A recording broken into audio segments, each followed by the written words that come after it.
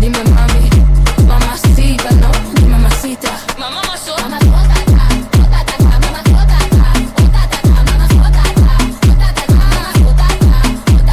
el diablo de la eléctrica se mete y tema. Ya tiene su lipo, se resolvió el problema. De su chichata se puso bien nena. Wow, qué mujer en esa popita que quema. Tu bandido me dice que yo soy su mamazota. Se le para el grupo conmigo, le sube nota. Tirando tu pula, di que yo soy la otra. No va a salir en la peli si me da pase la prota. Y es sin querer que yo te lo sofoco. Él no me llega, no me doy hombre roto. Pulo de tacar y bien de todo. Y por ahí se dice soy la reina del coco. Y dale, dale mamazota, dale que te puede, ya te tienes tu chapota, pota. Dale, dale mamazota, dale que te puede, ya te tienes tu chapota, pota, pota.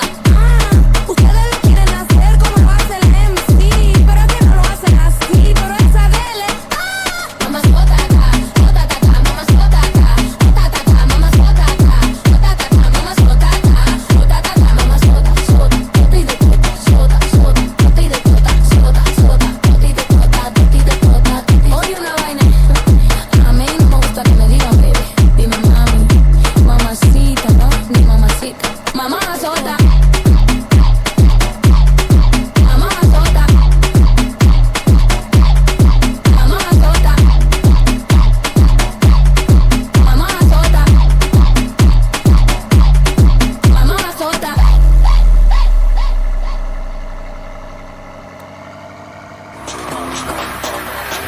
Round one, fight!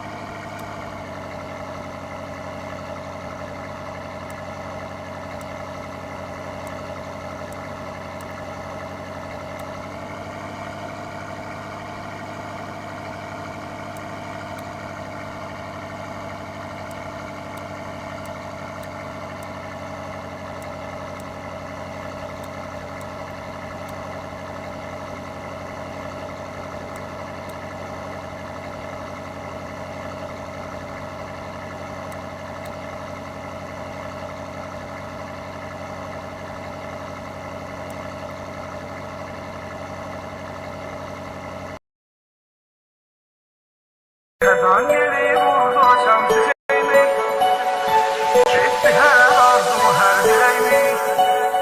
Ben o yaralı güçlü yüreğimi, etti beni tenha bıraktı gitti. Eskisi gelmesen